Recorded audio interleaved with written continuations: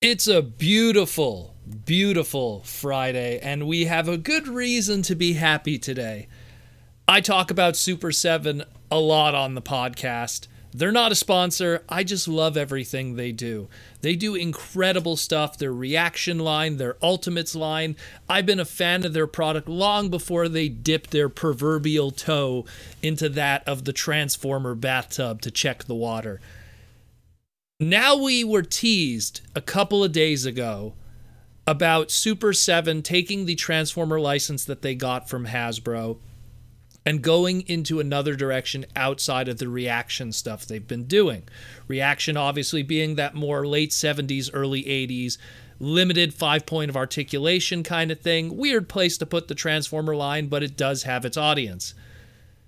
They've been having a lot of success with their Ultimates line, whether it be with the wrestling stuff or the amazing turnaround that they've been doing with the Ninja Turtle stuff. It's been spectacular.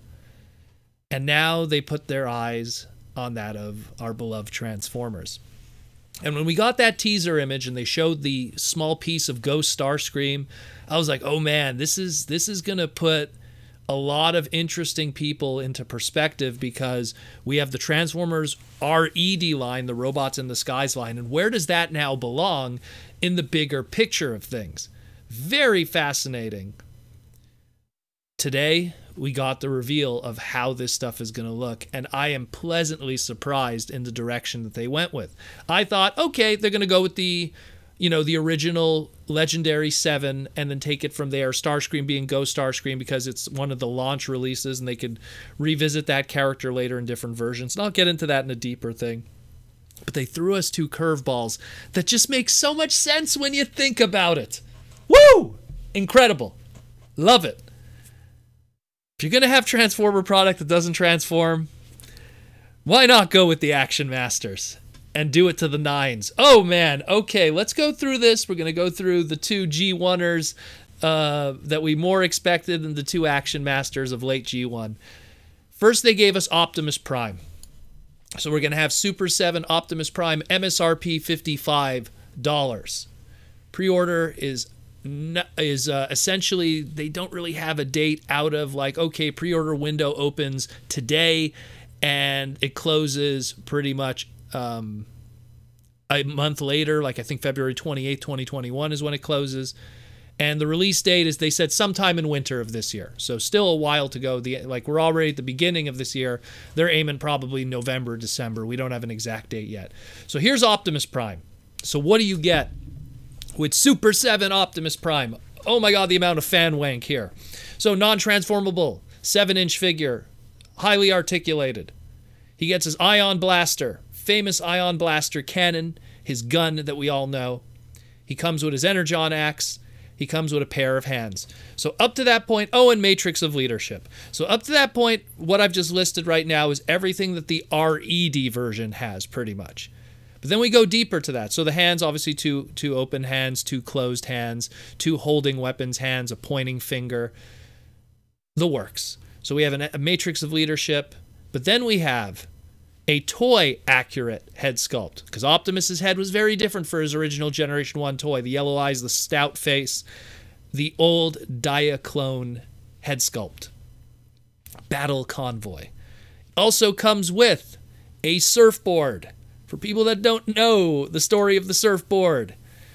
Ah, man, catching the waves back in the Ultimate Doom, along with Blue Streak and the crew. So you could reenact that scene if you want the surfboard. He also comes with the rocket pack that he got from Sideswipe. Mortem Meets the Eye Part 3. We all know how that worked out for him. My rocket pack? No! Probably the only time you ever hear Optimus Prime truly angry at one of his own Autobots. Also comes with a basketball. Funny thing about the basketball was originally an accessory that was going to be included with the original Mega PVC Japanese 2001 Convoy figure. It was going to be a basketball accessory shown with the mock-ups, and ultimately in the end it didn't come with the basketball. But you got the basketball here from when he was playing basketball in the Master Builder. Pretty cool. Also comes with, no surprise, a little Spike figure in his yellow getup. And then on top of it all, I don't know how articulate that Spike figure is. I'll have to take a better look at that. And then on top of it all, it also gets a Energon restraint from the episode SOS Dinobots. What a packed figure, and so much that is going on here. And we don't have a full example of how the articulation is going to look, but if there's any indication from how they've done their Turtle stuff, their wrestling stuff, their He-Man stuff, and their Thundercat stuff. Granted, there is the limitations of the design because Transformers are not, you know, human body in articulation, but I'm still pretty convinced that they're probably going to pull off some really good articulation with this, equal to, if not better, what the Transformers R.E.D. line is going with. Now that's Optimus, that's Convoy, that's the first one. Let's go into Starscream. Now Starscream is clear. They're going for the Ghost Starscream gimmick, and he essentially comes with a whole bunch of different hands. So pretty much, you know, 2 closed fists, 2 gripping fists, 2 expressive hands. He comes with a alternate head of a different kind of facial expression, and again, playing up the toy accuracy, a toy accurate head. Again, going with the old weird Diaclone toy head. I'm surprised it doesn't have the trailing off cone off of the back of it. Maybe it does. Maybe you just can't tell from the angle. It probably doesn't, but still a toy accurate head too. This goes with the Ghost of Starscream. What I think they're going with this is they're giving this one, you know, if you think about the accuracy of all of this, it's going to come with the toy accurate head. It's going to be the Ghost of Starscream thing, very limited on accessories.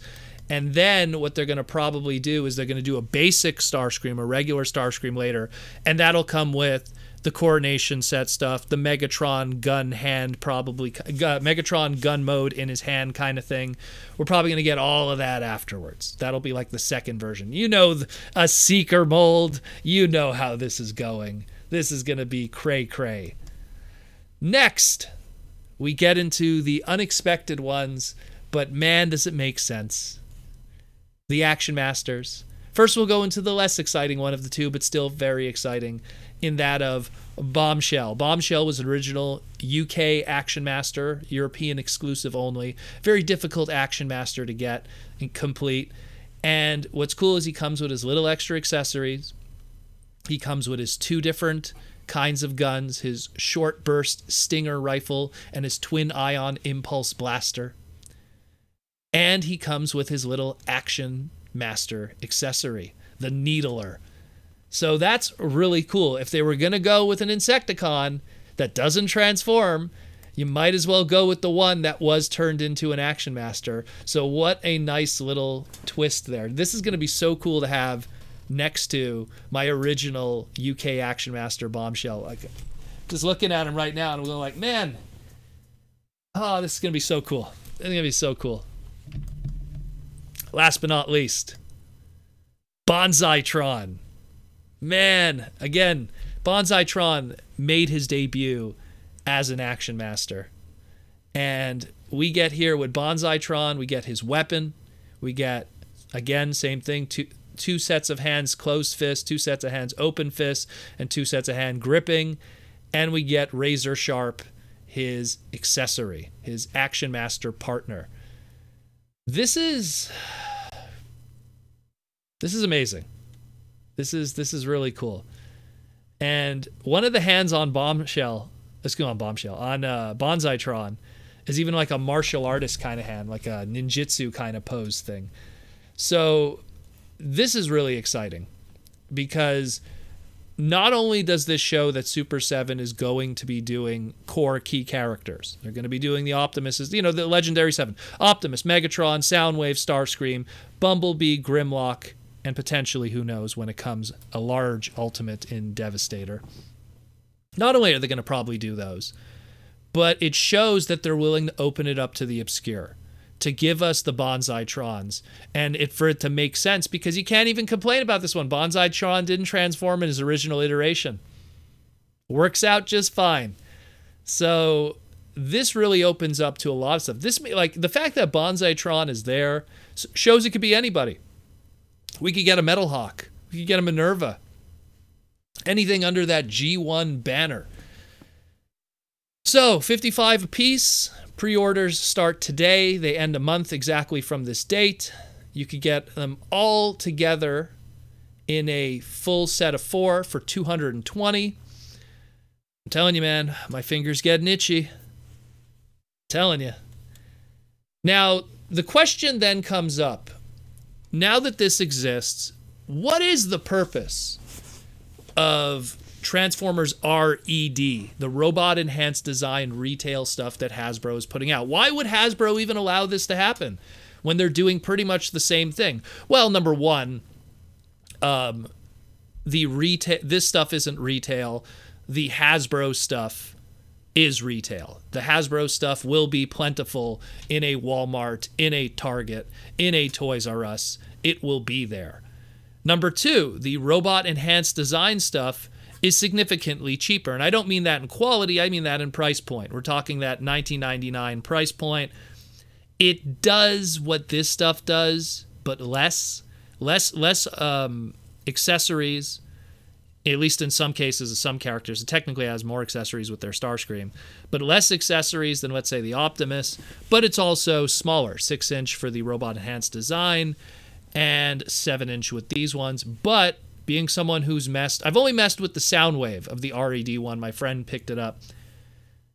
The Soundwave has a gumminess kind of to it, very reminiscent of that old 2001 Mega PVC line, SCF PVC, where I've messed with quite a few of the Ultimates Ninja Turtle stuff, and only with one of the He-Man ones. I haven't messed with any of the wrestling stuff yet. I really need to get that Andre the Giant.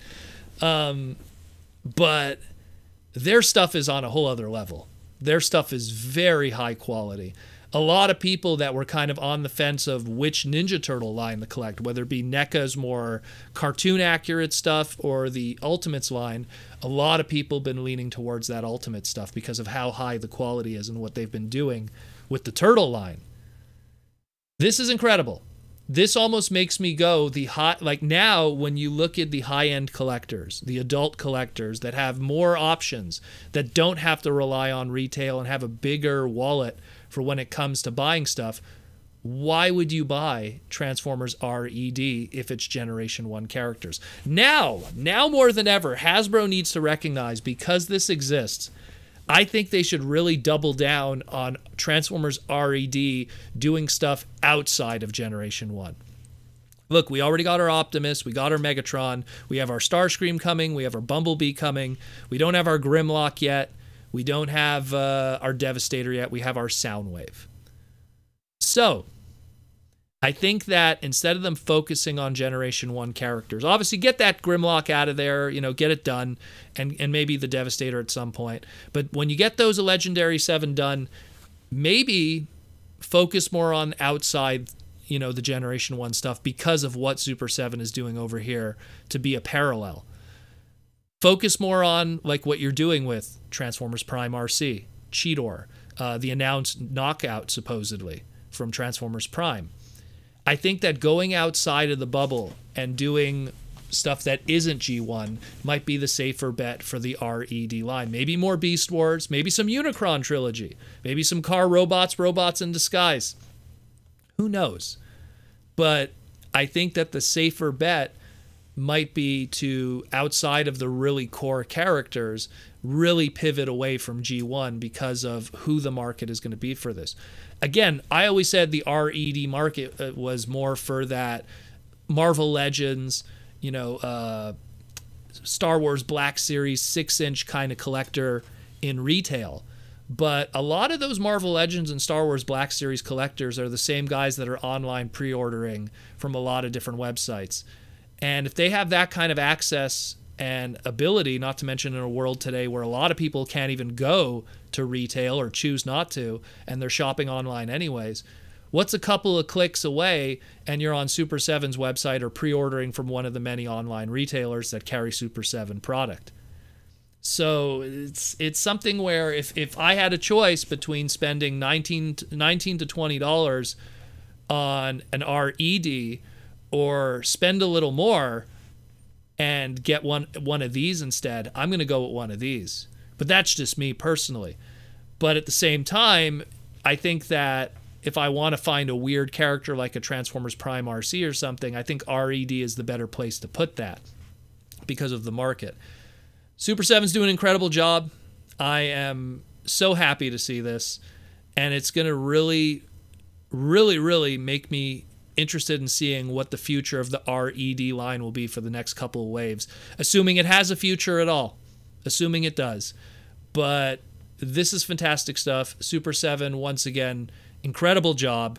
I am so happy, and I can't wait to see what comes after just this first wave. I mean, the sky is the limit now that you've shown what you've shown.